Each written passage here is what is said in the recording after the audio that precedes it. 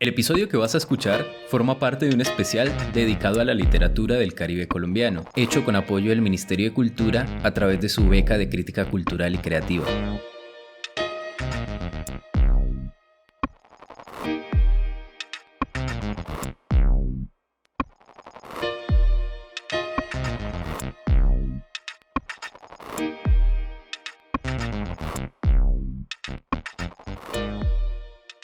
Si no has escuchado los capítulos anteriores, no es que estés cometiendo una arbitrariedad, pero recomiendo que los visites. En ellos hemos tejido un panorama por algunos hechos de la literatura colombiana contemporánea y sus correspondencias con distintas tradiciones. Nuestro énfasis ha sido la literatura del Caribe, donde por supuesto surgió Gabriel García Márquez, que es una piedra angular que no puede y tampoco es que debe evitarse, pero también hemos hablado de otros autores representativos de la región, quienes a su vez conforman el abigarrado esquema del canon nacional. El tema del canon actual lo abordamos a partir de unos postulados críticos frente a su creciente aspecto comercial, en el que parece malversarse la calidad artística en pos de una suerte de primacía de la rentabilidad financiera. También hemos estado hablando del programa Leer el Caribe, y ubicándolo dentro de una tradición de colecciones editoriales nacionales y regionales que se remontan hasta el siglo XIX y que fueron fundamentales en la construcción del campo literario y del mercado editorial colombianos. Entre otros asuntos, también saludamos la nueva escena de estudios editoriales que ha empezado a consolidarse en el país. Esta nos ha arrojado luces y tendido puentes de comprensión del mundo del libro y el impreso en Colombia. Al fin, hemos esbozado un perfil rápido de Jorge García Busta, importante escritor y gestor cultural de finales y principios del milenio en Cartagena, en cuyas últimas iniciativas estuvo el programa Leer el Caribe, al cual seguiremos refiriéndonos acá. Después de esto sé que querrás escuchar los demás episodios. Ve a hacerlo, están buenos y esperan por ti. Con ustedes, Biblioteca Bizarra.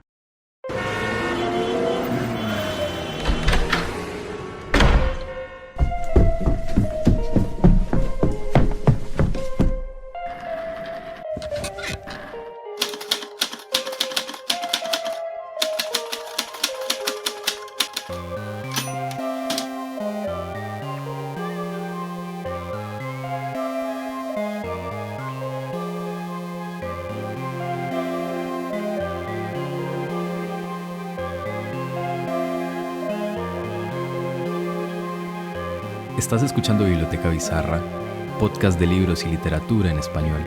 En este espacio hablamos de los libros que nos gustan, ya sean apócrifos o extravagantes, y tejemos diálogos entre la actualidad literaria y la tradición cultural que la precede. Mi nombre es Nahum, y en asocio con la revista La Lengua, te invitamos a que nos acompañes en este episodio.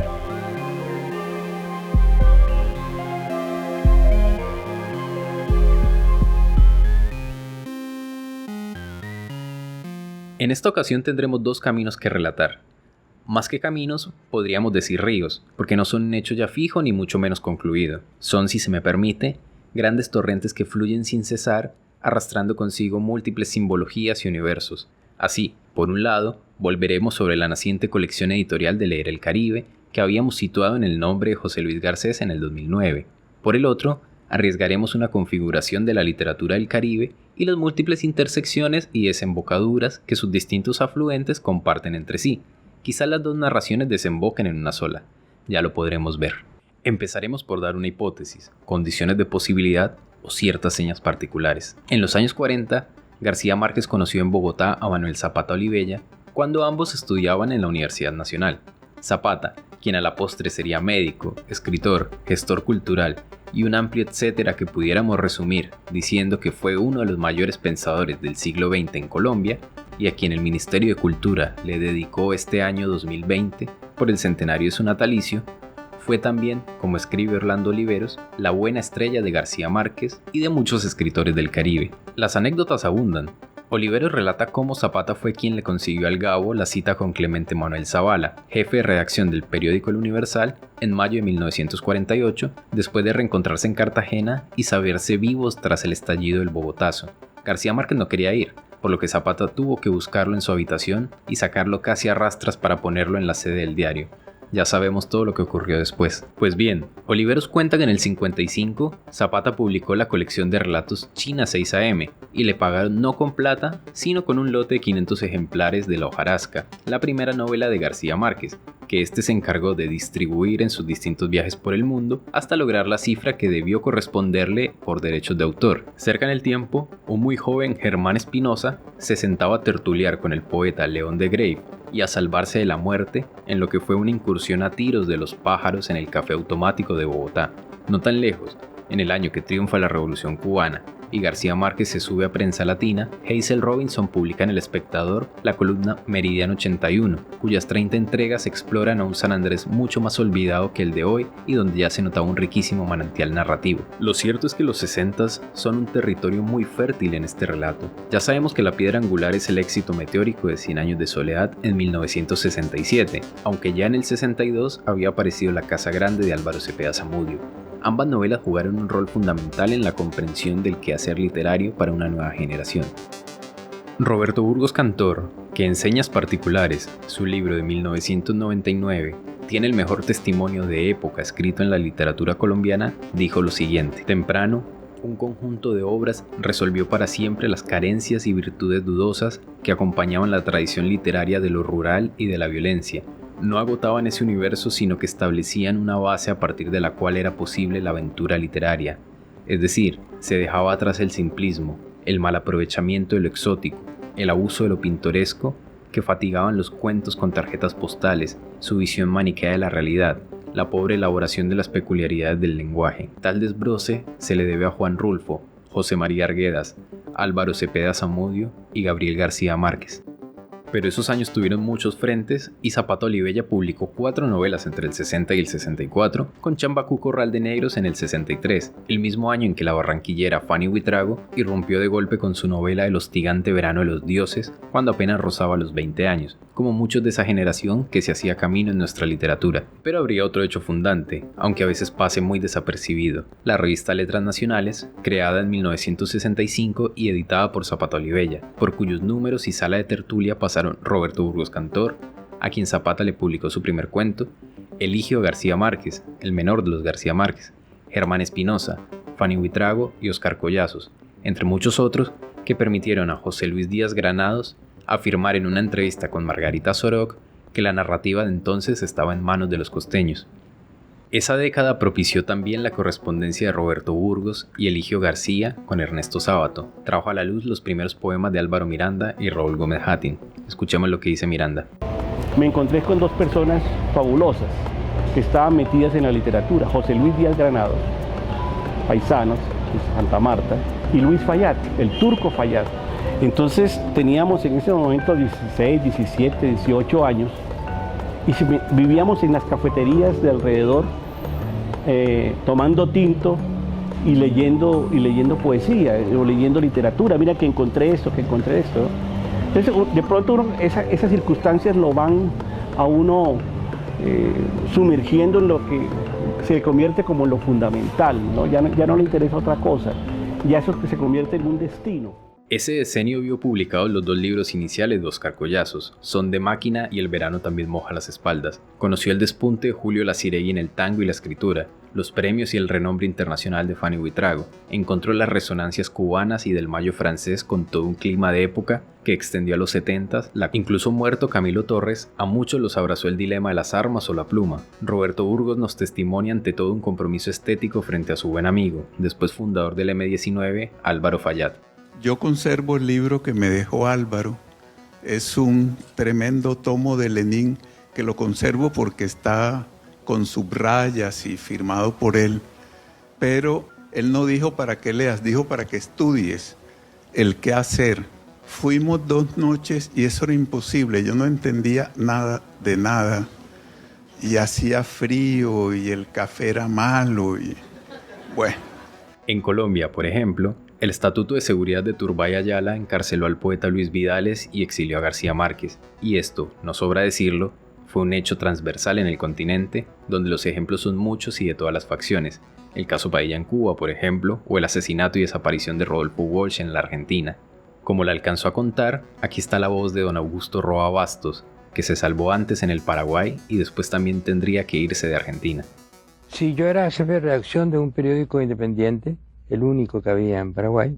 Y yo me había permitido hacer de tanto en tanto algunas notas. Yo hacía los editoriales, ¿no? que evidentemente disgustaron al gobierno y a los atláteres sobre todo, y me dijeron que me fuera, pero de una manera muy conminatoria, ¿no? Rodearon la casa, entró el mismo jefe de investigaciones, como si se tratara de un criminal peligrosísimo, ¿no?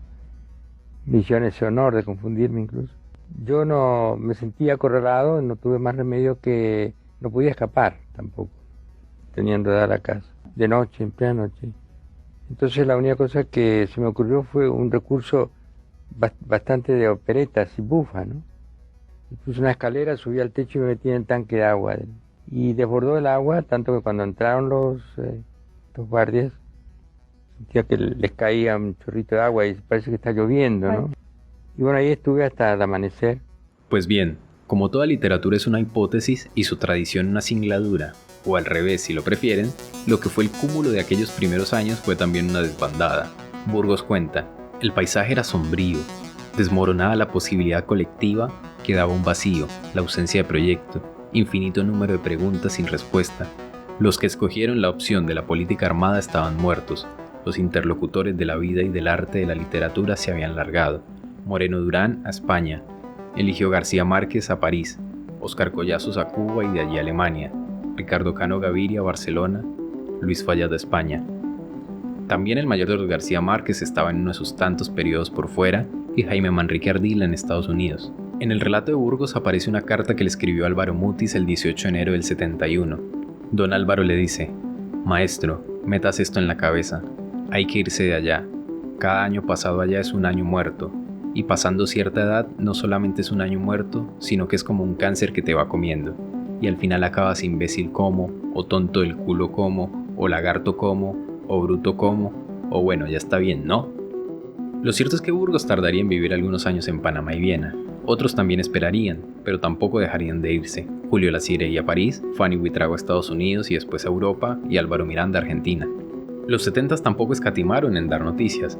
Como contamos en el episodio anterior, en Cartagena estaba surgiendo el grupo de En Tono Menor, de donde saldrían Jorge García Busta, Rómulo Bustos Aguirre o Pedro Badrán Padaví. En otras coordenadas, Germán Espinosa estaría dando a luz a Los Cortejos del Diablo, novela que sería recibida con un gran entusiasmo crítico en Venezuela y Argentina y escucharía los elogios de Mario Vargas Llosa. También, el samario Ramón Ilán Vaca estaría publicando Marihuana para Goering e iniciando ese excéntrico universo literario en el que se valen todas las apuestas y en el que el Caribe puede ser receptor y catalizador de toda tradición. Mientras tanto, y casi un decenio después de 100 años de soledad, el Gabo reaparecería con su monumental El Otoño del Patriarca. Óscar Collazos publicaría la casi desapercibida cifra de 11 libros entre el 70 y el 79, incluyendo Literatura en la Revolución y Revolución en la Literatura, en coautoría con Julio Cortázar y Mario Vargas Llosa. Y si volvemos a Zapato Olivella, este mantenía una aparente pausa narrativa y un auge ensayístico, emparentado con la gran labor intelectual y crítica que desembocó en la organización, en 1977, del primer Congreso de la Cultura Negra de las Américas en Cali y su conferencia preparatoria en Cartagena en 1976. Sobre este tema puede verse el libro Los negros se toman la palabra, de Silvia Valero, el más importante y revelador texto dado a conocer en este año Zapato Olivella, porque allí, en una labor de archivo casi arqueológica, se presentan por primera vez, y en esta novedad quiero ser enfático, los debates suscitados al interior de las comisiones y plenarias en las que participaron las más relevantes personalidades de la cultura negra de la época. Como bien apuntaría Borges, ese es un documento que involucra al pasado y compromete al porvenir de muchos campos intelectuales. Esa era la dimensión del debate en esa época. Pues bien, este rápido panorama solo busca dar cuenta de un clima de época y el ensanchamiento de una tradición muy rica en la literatura colombiana. Por supuesto que referirse a las letras del Caribe es una empresa que abarcaría varios tomos empastados o muchísimas horas de grabación, y por eso aquí hemos optado por señalar algunos hechos puntuales sobre los autores de Leer el Caribe. En suma, la premisa es la siguiente: esa consolidación de una literatura regional solo puede ser entendida a partir de las múltiples imbricaciones que han tejido sus obras y los continuos vaivenes de sus distintas exploraciones. Así, entrando a los 80s, aparecieron Chango el Gran Putas de Zapato Olivella y La Tejedora de Coronas, nuestra mayor novela de esa década, y sin las que sería incompleto pensar, por ejemplo, El amor en los tiempos del cólera del Gabo o La ceiba de la memoria de Roberto Burgos Cantor, que es la más ambiciosa novela colombiana de la primera década de este milenio. Y estas, sumadas a La risa del cuervo de Álvaro Miranda, reconfigurarían el paradigma de la novela histórica nacional, cuyo más reciente estandarte sería Tríptico de la Infamia, de Pablo Montoya, novela merecedora del Premio Rómulo Gallegos 2015. Como en la tradición novelística, hasta acá quizás la más evidente, la poética en Rojas Erazo, Meira del Mar, Giovanni Quesep, Gómez Hattin y Bustos Aguirre, por citar unos nombres, la cuentística y la periodística, donde podemos nombrar la obra del propio García Márquez, la profusión poética que emana de los textos de Rojas Erazo, Hazel Robinson, Ramón Ilambaca y Jorge García Usta, o las crónicas de Alberto Salcedo Ramos, son fundantes de las nuevas realidades escriturales en Colombia y de universos que no se limitan a Macondo, sino que gozan también de una saludable amplitud temática y formal propias, cargadas de una gran frescura creativa. Todos estos vasos comunicantes de una historia forjada en la amistad y en ocasiones cimentada en el mutuo desdén, conforman una cuenca literaria cuya desembocadura puede semejar un amplio delta. No diremos que leer el Caribe es ese delta, porque sería incurrir en metáforas lánguidas e innecesarias. Lo que sí podemos afirmar es que el programa es un muestrario de lo mejor de las letras del Caribe colombiano. Para resumir las diferencias que encontramos con las demás colecciones o programas mencionados, Leer el Caribe es una colección de autores, preferiblemente vivos, con las excepciones en calidad de homenaje para Jorge García Usta en 2006 y Manuel Zapata Olivella en este 2020, de notoria trayectoria y obra consolidada, abierto a los distintos géneros y con una importante carga pedagógica. Pues bien, ahora sí hagamos un panorama de las ediciones publicadas que se inician en 2009 con el libro La muerte del filósofo y otras narraciones del escritor José Luis Garcés. Es necesario ubicar dos momentos. El primero entre los años 2009 y 2013, desde 2014 el segundo. ¿Por qué es esto? Esta división obedece a criterios editoriales, ya que en los inicios se trató de una búsqueda y primeros tanteos en pos de una consolidación sin unidad editorial fija. En segunda instancia sí contó con un criterio editorial estable, más apegado al concepto de colección y de mayor cuidado estético. Como señala María Beatriz García, coordinadora del área cultural del Banco de la República en Cartagena, el primer trabajo de edición correspondió menos a los medios disponibles que al entusiasmo. En este sentido, la selección de textos de Garcés fue más cercana al formato rústico del fanzine que al del libro propiamente dicho. En ese sentido, la diagramación del volumen, con su tiraje de 1000 ejemplares, resulta bastante simple y su estructuración de contenidos se limita a 8 relatos del autor, acompañados por una breve reseña biográfica que cierra el libro. Ahora bien, sus textos dan cuenta de una importante vitalidad creativa y despertaron entusiasmo entre muchos lectores que desconocían la obra del sinuano. Rosalba Tejeda, coordinadora de la Red de Educadores de Lengua Castellana y quien participa activamente de Leer el Caribe, lo recuerda así. Tanto estudiantes como docentes, porque hay docentes que también se han quedado sorprendidos, por ejemplo, con Garcés González, José Luis Garcés, la gran riqueza que hay en esa escritura, en esa literatura de José Luis, y se quedaban sorprendidos acá, pero ¿cómo escribe ese señor? ¿Cómo trata él de mostrar esa realidad de nuestra región en su obra? Entonces eso como que empezó a motivar a tener otra percepción ya por parte de los docentes sobre este tipo de literaturas. Una lógica editorial semejante se mantuvo en los dos siguientes libros publicados: Textos Escogidos, columnas, cuentos, novelas, de Óscar Collazos, y Alberto Salcedo Ramos, Textos Escogidos.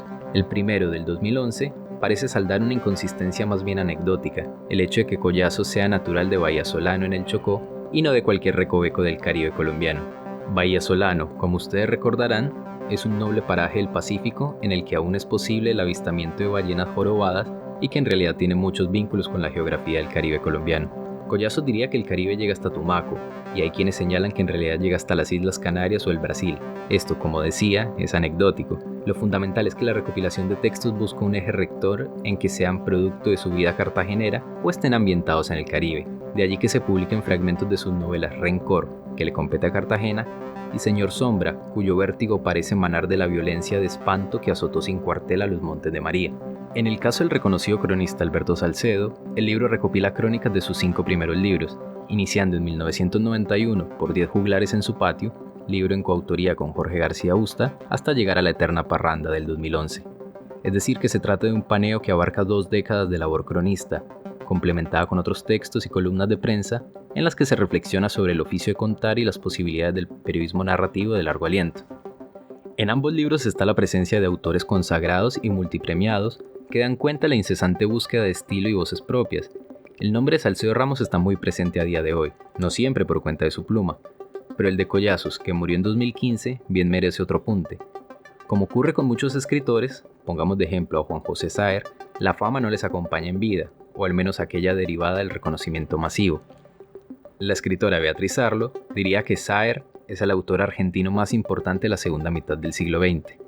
Esto dice la escritora y crítica literaria Luzmeri Giraldo sobre Óscar Collazos. Yo creo que es el cuentista imprescindible de la literatura colombiana del siglo XX.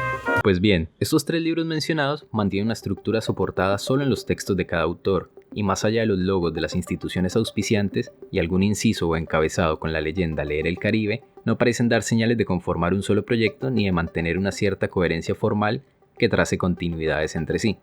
Sería en el volumen de 2013, dedicado a la escritora sanandresana Hazel Robinson, que se introducirían algunos cambios estructurales dentro de las ediciones. En textos escogidos de Hazel Robinson ya se incluyen ilustraciones al interior del libro, así como un texto introductorio a cargo del académico Alberto Bello Vives. Escuchen su voz. Su literatura es una literatura de navegantes, de marinos, de comerciantes, de pescadores, de mujeres que esperan el regreso de las goletas. Es una literatura para traer a presente la riqueza y los valores de la vida en esas islas, en esa parte del país. Son narraciones, diría yo, desde el recuerdo para enriquecer la memoria.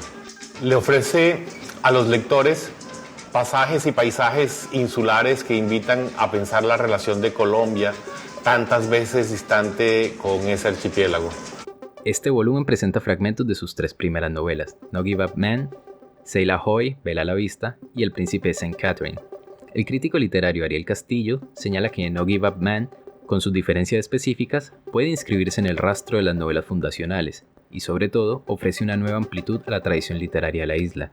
Al respecto, Diva Marcela Piamba esboza una interpretación que pone en juego las nociones identitarias y la presencia de un constante intercambio de conceptos entre la obra de Robinson y pensadores del Gran Caribe, como Aimé Césaire o Frantz Fanon. Y por supuesto, también señala la casi nula visibilidad y pocos estudios rigurosos que ha recibido la literatura concerniente al archipiélago, donde se pueden ubicar a Los Pañamanes de Fanny Buitrago, publicada en 1979, y una novela casi olvidada y muy sugerente para una lectura a contrapunto como la que plantea Piamba entre Robinson y Buitrago. Lo anterior quiere decir que la publicación de Robinson es muy afortunada y necesaria para la obra de una escritora que no entra en el circuito comercial. Esto implica que si bien en el 2020 presentó su 5ª novela, es a partir de las ediciones universitarias o de colecciones como Leer el Caribe y la Biblioteca de Literatura Afrocolombiana que determinadas obras importantes pueden encontrar un público y mantenerse en circulación. En 2014 el proyecto encuentra un nuevo editor, Emiro Santos García, quien es uno de los mayores conocedores de la poesía del Caribe colombiano. A partir de allí se introducen algunas novedades en los libros de la colección. Primero, se incluye un texto de presentación a cargo de Jaime Bonet, gerente del Banco de la República en Cartagena, en el cual se esboza un breve sumario del programa y de la figura invitada. En segundo lugar, pero más importante, está la incorporación de textos complementarios a la obra publicada. Así, en Poesía escogida de Rómulo Bustos Aguirre, publicada en 2014, viene una muy lúcida entrevista realizada por el editor al poeta. Esto no es arbitrario ni gratuito. Santos es autor, entre otros, del Jardín, la Torre y la Lámpara, Poesía y Conocimiento en la Lírica Colombiana, un libro muy revelador y estructurado en torno a los poetas Héctor Rojas Erazo, Giovanni Quesep y Rómulo Bustos Aguirre. Bustos, que ha sido 2 veces Premio Nacional de Poesía y Premio Blas de Otero, fue el primer invitado del programa cuyo centro creativo es el poema y su libro introdujo el quehacer poético en la colección de Leer el Caribe. Nuevamente, estamos frente a un autor mayor de las letras colombianas, cuyo esquema de circulación se encuentra en las ediciones independientes, universitarias y colecciones de índole institucional, como es común en el campo de la poesía en Colombia. No sería sino hasta 2016, año en que el Fondo de Cultura Económica publica La Pupila Incesante, su obra reunida de 1988 a 2013, cuya primera edición hizo la Universidad de Cartagena en 2014, que podemos hablar de una proyección más amplia. Esto continuaría en 2017 con la publicación de su último poemario, Casa en el Aire, en la colección Cruz del Sur de la editorial Pretextos. Así lo explica él mismo en una entrevista que nos concedió. El género poético no está tan colonizado por el tema de las editoriales, que no es igual cómo se maneja el campo de la poesía. El campo de la poesía está más desligado de la garra del mercado y se mueve más por otros elementos distintos al del mercado. Porque, a ver, en poesía, ¿cuáles son las editoriales que publican poesía en Colombia? En Colombia no existen editoriales en general, son muy pocas las editoriales, tanto para la narrativa como para la novela. En el caso de la narrativa, pues ya están colonizadas por las grandes editoriales, básicamente españolas, ¿no? Pero con la lírica no sucede lo mismo. Aquí se manejan las cosas fundamentalmente a través de pequeñas editoriales institucionales, son las que publican libros de poesía. De vez en cuando aparece una editorial de trayectoria que publica, y en ese caso los poetas que son publicados por una editorial pueden considerarse privilegiados, por una editorial, digamos, con trayectoria y tradición, pueden considerarse privilegiados. El tema de la poesía funciona de una manera muy particular. Sí, pues yo he tenido un privilegio que me han publicado, además en las instituciones, digamos, del Ministerio de Cultura, alguna que otra corporación, incluso la Universidad de Cartagena publicó un libro mío, Leer el Caribe, la Ciudad Javeriana, instituciones, ¿no?, editoriales. Bueno, fíjate, el Fondo de Cultura Económica, pero eso es un lujo. O sea, eso en Colombia, a quien le publique el Fondo de Cultura Económica, ese es un premio de toda la vida. Y publicar en una editorial, eso es un premio. El campo de la lírica se maneja no por ventas. Generalmente a un poeta colombiano le publica una editorial universitaria y es muy poco lo que le pagan. Te hablo de mi caso, o sea, cuando a mí me dan libros en una editorial, muy pocas veces me han dado un dinero por venta de los derechos de edición, y luego unos pagos que son muy, muy leves por concepto de ventas. Pues eso ha sido casos excepcionales. Pero digamos, en términos general, a ti una editorial universitaria te paga una poca cantidad y te da un cierto número de libros. Y esos números de libros yo los utilizo para cuando voy a un recital o voy a un coloquio a otra ciudad, llevo libros para regalarlo e intercambiarlo con otro poeta. Es una cuestión de intercambio, hay ni mercado prácticamente, no hay mercado prácticamente. Entonces, de alguna manera es un campo más autónomo de las presiones editoriales. Te lo digo, es decir, aquí un poeta que publique con una editorial como el Fondo de Cultura, como pretexto o como visor, esos son excepcionales. La mayoría no tiene acceso a ello. Volviendo sobre el tema de la colección, también la portada denota cambios, ya que con el verde que cobija la figura de un Pegaso, se prefigura el juego cromático que tendrán los demás volúmenes. En el siguiente año, con Cuentos Escogidos, de Fanny Buitrago, se logra una suerte de uniformidad que se mantendrá en los siguientes volúmenes de la colección. Así, la diagramación interna encontrará un nuevo esquema en el que se fijó la tipografía, privilegiando las de familia Amaranth y Avenir. También aparece en el encabezado la silueta del asiento que forma el logo del programa y se estandarizaron los pies de página. Nuevamente, el libro fue acompañado por una entrevista a la autora. El que puede ser el cambio más evidente está en la portada. Se introdujo un nuevo motivo que se mantendrá durante los siguientes años y que ofrece el aspecto de una colección. Las portadas vendrían a estar compuestas del siguiente modo: una fotografía de algún sitio representativo del lugar natal de la escritora o el escritor, teñida esta de un color específico y un recuadro central que alberga el título del volumen, su autoría y la leyenda Leer el Caribe. Dicho color sería el motivo interno para las divisiones de segmentos y tipografías especiales requeridas. Así las cosas, para la escritora barranquillera Fanny Buitrago, la portada es una foto del viejo puente Pumarejo bañado en una gama del fucsia. Para el samario Álvaro Miranda, escritor invitado de 2016, la portada de su obra escogida estaría formada por una foto del morro de la bahía de Santa Marta bañada en azul. En el caso de Alonso Sánchez Baute, nacido en Valledupar, el motivo de su obra escogida es una postal del tradicional río Guatapurí bajo el amarillo de los cañaguates. La obra escogida del barranquillero Julio Laciregui presenta la imagen de una playa de Puerto Colombia de donde emana un color cercano al anaranjado.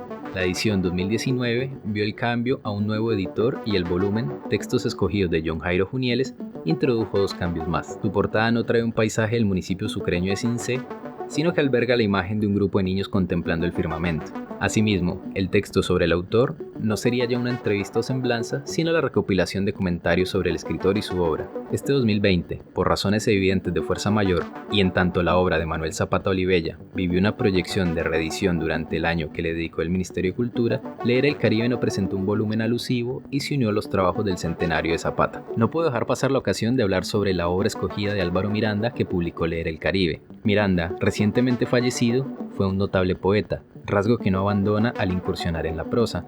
como lo demuestra su aclamada novela La risa del cuervo. Pero vamos por partes. Alfonso Reyes sostenía, hablando del método histórico de la crítica literaria, que toda operación crítica consiste en enfrentarse con un texto determinado y conocer su vida en superficie y en profundidad, y en su caso, los pleitos judiciales a los que haya dado lugar. Como adelantamos, Miranda se fue a vivir a Argentina a principios de la década del 80, pero no les dijimos el porqué. Él lo relató en una entrevista a Diego Armando Peña. Yo me había ido para Buenos Aires enamorado de una argentina. Allá empecé a buscar empleo, pues mis ahorros no duraron ni 3 meses. Esta amiga, al tercer día de haber llegado, me dice, ¿por qué no escribís una novela y concursás? Yo nunca había escrito narrativa, pero ella insistió e insistió hasta que compramos una resma de papel. En el medio apareció un enorme cargamento de libros de Juan Gustavo Cobo Borda, donde Miranda encuentra a su personaje, José Félix Rivas, y también la constatación de que solo faltaban 5 días para el cierre del concurso de novela. Enseguida me fui a la máquina de escribir. Comencé, corriendo por los llanos de Venezuela con la cabeza al costado, acabé el primer capítulo y me acosté, luego me paré con el segundo. Así fui escribiendo, dormía y me levantaba con un nuevo capítulo. Al 5.º día la llamé, venga, ya está la novela. Esa mujer llegó feliz. Cuando la íbamos a entregar, veo que las bases dicen, no podrán participar extranjeros que no hayan vivido 5 años en Argentina. Yo no iba a perder el esfuerzo, entonces saqué la plica y puse el nombre de ella. Yo me quedé con una copia. Meses después peleamos y me vine para Colombia. A la semana me llamó, te ganaste el premio.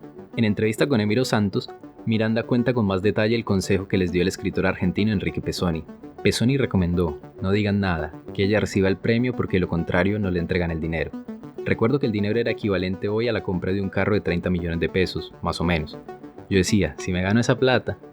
María Dolores me llamó y me dijo, che loco, no sé qué hacer, aquí me llama la prensa, que le envíe los escritos y yo no tengo ni idea de qué fue lo que escribí. Era el año 82, no había internet, así que se los envié por correo. Bueno, ¿qué hago con el dinero? Mándame el 50%, le dije. Todavía estoy esperando el 50%, nunca me llegó. Esta novela, según Pablo Montoya, tiene un tratamiento poético de la historia que establece un paradigma fascinante en la literatura colombiana. Lo que sigue en su historia no lo es menos. Prosigue Miranda en su entrevista con Emiro Santos. Cuando llegué a Bogotá, tuve la fortuna de conocer a Adriana Grosso, mi esposa. Empezamos a trabajar en una revista de panadería, y cuando pasó un año me dijo, La risa del cuervo es una novela muy importante, ¿por qué no la publicas? Me puse a releerla y a reescribirla sin perder la estructura fundamental de los temas, y la novela surgió. Adriana la mandó a imprimir en una imprenta que teníamos, Tomás de Quincy Editores, así le habíamos puesto a nuestra editorial que sacaba revistas de panadería. Ella es una buena panadera, yo soy un buen panadero. Y comenzó la novela a tener una gran fuerza y a recibir los comentarios de la crítica. Así, la novela nacía por necesidad económica de un poeta, publicada en cuerpo ajeno y vuelta a publicar por una editorial que imprimía revistas de panadería bajo el nombre de un romántico inglés, terminaría por ganar el premio Gómez Valderrama de Colcultura y encontrar el elogio de la crítica. Esta novela, que si bien cuenta con 6 ediciones, no ha sido masiva en sus casi 40 años. Parte de dichas ediciones fueron realizadas por sellos pequeños y, como ya contamos, una figura a nombre de otra persona. Lo cierto es que Miranda la sometió a constantes reescrituras y cada edición guarda diferencias con sus pares. La última edición, realizada por Leer el Caribe, guarda una particularidad, y es que, como afirman David Juez y Dayana Mesa en un trabajo inédito sobre Miranda, en tanto el autor participó de forma activa en dicha edición, se trata de su última voluntad editorial. Este no es un hecho que deba pasarse de largo. Una novela que ha sido tenida como paradigmática de la nueva narrativa histórica por autores de renombre internacional como Pablo Montoya y Noé Trick, encuentra, tras varias décadas, su versión final en un programa regional de proyección escolar y pedagógica. Hay mucho de encomiable en ello. El propio Miranda lo señala así. Leer el Caribe es sacar del escondite a los escritores. A eso hacía mucha falta. Y hasta aquí el relato de hoy.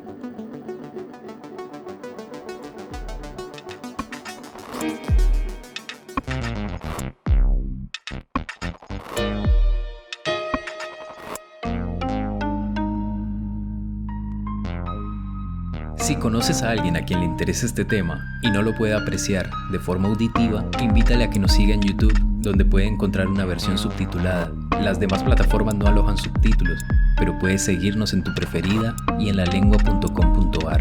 La bella ilustración que nos acompaña es obra de Nabel y Figueroa. La música es de Joseph Paternina. Les dejo en sus manos. Hasta la próxima.